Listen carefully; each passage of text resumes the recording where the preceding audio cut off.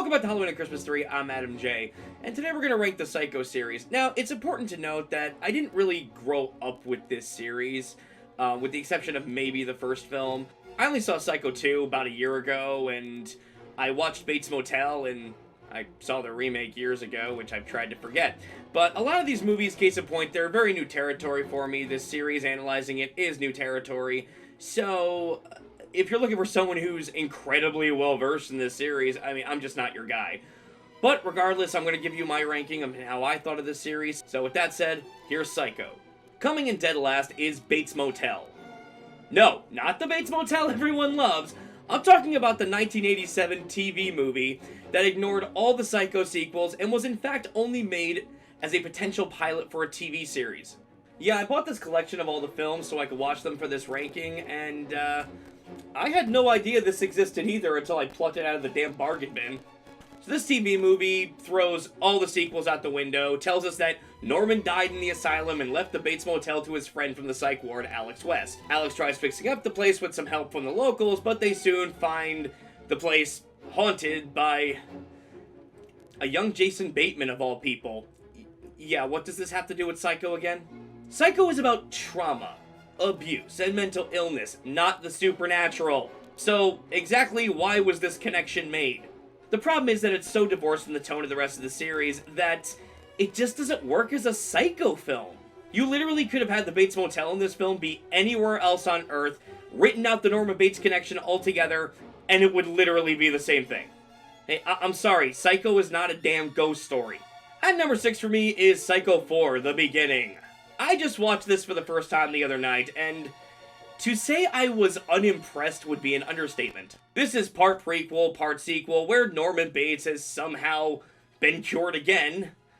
Well, I guess him being taken away at the end of part 3 didn't last long, now did it? He's basically telling his story about his mother and his tragic childhood, and he's scared that his child will turn out like him. Yeah, Norman Bates is having a kid, be very afraid. Now, showing the backstory of Norman Bates isn't really a bad idea. Hell, they even got the screenwriter of the original Psycho, Joseph Stefano, back for this one. But I'm sorry, I found this movie to be an absolute bore. In fact, if it wasn't for Olivia Hussey's over-the-top performance as Norma Bates, this movie would be nigh unwatchable. I mean, she's great in this film. She's hamming it up and just having a ball with this performance. I totally believe that this is Norman's mother. Aside from that, though, I really did not like this one. The present-day stuff was not interesting to me. The backstory stuff, with the exception of Olivia Hussey, was barely fucking adequate. I hate ragging on these made-for-TV movies, but for a movie written by Joseph Stefano and directed by Anthony Perkins, I expected more. At number 5 for me is the Psycho remake from 1998. Now, I don't like this remake. I really don't. I actually kind of hate it. So, how is it not at the bottom? It's quite simple, actually. The Bates Motel pilot was a haunted house type thing that should have been divorced from the Psycho series altogether, hence why it's at the bottom. It's not a Psycho movie. And as far as The Beginning is concerned, yes, this bored me too, but at the very least, this has a better script because it's literally the same script as the original. In addition, while the only thing keeping me entertained in The Beginning was Olivia Hussey's performance, I found a little more to like in this one.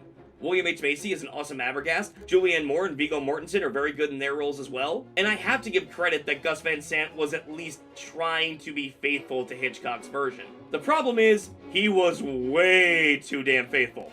Apparently he did the movie because he found that newer generations weren't really appreciating this film and just black and white films in general.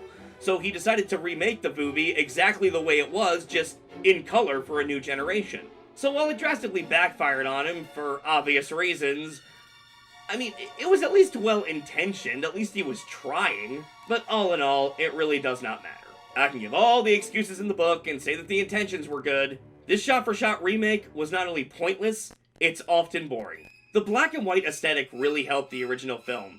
If you watch the shower scenes in both the original and this back to back, the one in this version is horrible to the point of weeping hilarity. I cannot stress how badly some of these recreated scenes tanked just because they were in color. Vince Vaughn was horribly miscast as Norman Bates. Anne Heche was horribly miscast as Marion Crane, and none of the fucking dialogue from the original script was updated, despite this version taking place in the 90s. So you have people in the 90s talking like they're in the fucking 60s. It's really awkward. At number 4 for me is Psycho 3. Psycho 3 is a rather interesting case for me because for the most part, I did enjoy the movie. It takes place soon after Psycho 2, where Norman Bates is once again taken over by Mother. He's killing people as Mother, and you see the psychological damage it's causing him. Then a new woman stumbles across the motel with a secret of her own. Being that this woman reminds him very much of Marion Crane from the first film, Norman tries to push forward to gain some form of redemption and a semblance of a normal life. But, because the plot requires it, things don't go the way Norman wants them to. First and foremost, while I really did not like the beginning, I gotta give Anthony Perkins some credit that he did a very good job behind the camera in this one, especially for a first-time director. He clearly understood the atmosphere that both Hitchcock and Franklin were going for in their films. So the film is very well directed. I also really like the acting in the movie. Perkins is great as always as Norman Bates. Diana Scarwitt's performance as Maureen Coyle I think steals the movie. I love that character. And it was also cool seeing Jeff Fahey, you know, Lapidus from Lost, play such a douchebag. I mean, he is such an entertaining asshole in this film. Like, seriously, I would say watch this film just for him. Like, he's a fucking delight. The thing is, despite the things I liked in this movie, there were parts where it just felt like it was just simply repeating things from the last two. Like, it was just sort of going through the motions. I mean, this goes right down to having this new girl look identical to Marion Crane. Of course there's someone in town saying he's gonna slip up again. Of course there's people saying, oh no, give him another chance. Of course the character that was built up so well has to fucking die. Norman eventually found happiness, I guess, in the fourth film, but if you were gonna do that, you already had a great setup for it here. Why not just do that here? I mean, really, I don't really understand the logic behind it. Don't get me wrong, the third act of this movie where Norman goes full-on Mother is just awesome. But I also felt like the film really wasted Maureen Coyle, which was a real shame. Also, the film seems to retcon what I thought was a really cool revelation at the end of the second film. They just reversed it like it didn't matter, but it did matter. It was a big fucking reveal at the end of that film. Still, despite its faults, Psycho 3 is a solid sequel for what it is. It has a lot of good in it, but it also has a lot of bad that really drags it down. Coming in at number 3 for me is Bates Motel, the show that ran from 2013 to 2017. Chronicling the life of Norman Bates and his mother before the events of Psycho. Sort of. This show was awesome. I had a blast watching this when it was airing, and it was overall a cool interpretation of what life was like for Norman Bates and his mother when she was still alive. Hell, it was better than anything the beginning gave us. The casting was perfect. They could not have hired anyone better than Freddie Highmore for Norman. He looks exactly like a young Anthony Perkins, down to a T. Like, you could swear you are looking at the young Norman Bates. It's just uncanny. Vera Farmiga was perfect as Norma Bates, and her relationship with Norman, as it develops, is tragic, disturbing, heartbreaking. Everything you'd expect a relationship between Norma and Norman to be. The atmosphere was exquisite, the writing was superb, it was just a great show. The only reason, and I am dead serious about this, the only reason this show is at number 3 and not at number 1 on this list is honestly the final season. The final season of the show wasn't bad or anything, but some of it more or less was a retelling of the first film. I mean, they even brought Marion Crane in there, played by fucking Rihanna of all people. And I had such high expectations for how it would end and how they would retell some of those events, and while it wasn't terrible or anything, I found it kind of disappointing. In the context of the show, the finale is not bad. Ending the show on a more ambiguous and haunting note would have been a better option, but I feel they played it too safe. But in regards to the rest of the show, it's absolutely fucking brilliant. Like, even if you don't like the ending like I didn't, you will like the ride. You will really enjoy the ride. Again, the way it ended was the only issue I had with the entirety of the show. Had it not been for that, this would have easily been number 1. I highly recommend this show. Hell, you might even like the ending yourself and think I'm just nuts. I'm actually very curious to hear people's thoughts who have watched it. Please let me know what you thought of the series finale if you've seen it. And if you haven't seen it, if you haven't seen this show, do yourself a favor and watch it immediately. You should not be disappointed. At number 2 for me, surprisingly, is the original Psycho. I have loved this movie since the day I saw it. My grandmother showed this to me and showed me a lot of other black and white thrillers, and I've loved them ever since. Psycho in particular, I remember just being so freaked out by the ending and what was really happening with Norman. It's a film that really knows how to build suspense and tension and takes a lot of unexpected risks. Killing Janet Leigh, who was a high-profile actress at the time before the halfway point, when she had already been established as the main character, that was a ballsy move. The shower scene is just iconic. The scene of Norman dressed as his mother was insane. The final shot of the movie is unforgettable. This is a top-tier horror film. I've praised it for years. Anthony Perkins, Vera Miles, Janet Leigh, John Gavin, everyone just brings their A-game to this film. What's so disturbing about Norman Bates is that when you first see him and he's talking to Marion Crane, they're just having a conversation. He is the most normal, unassuming person you can imagine. You would never suspect there was anything not in the up and up about this guy.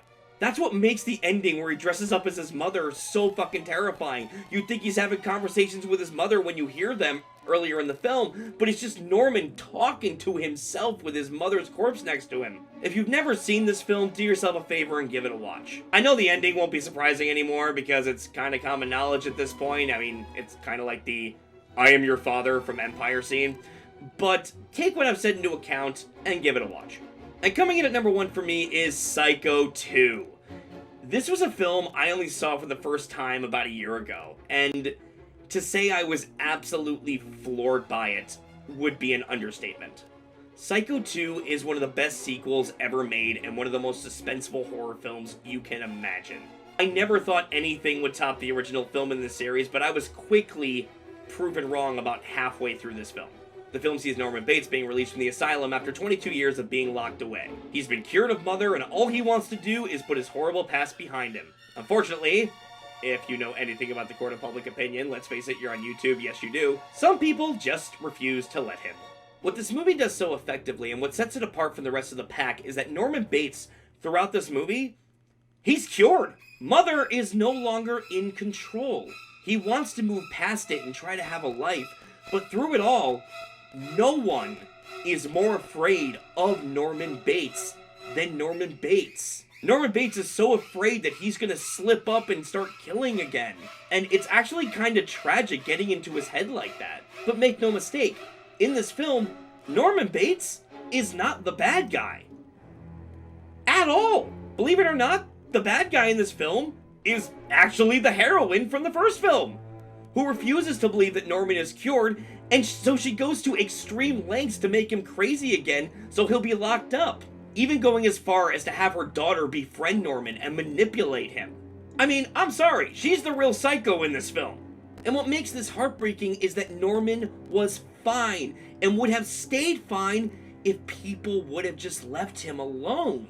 But what makes the script so brilliant is that you can also understand Lila Crane's position on this. Even though she is the villain of the film, you can understand her position here. Hell, if my sister was murdered and her killer was sent to an institution, I'd be pissed if they let him out too, no matter how many years it was. So there's a way to really sympathize with both sides here.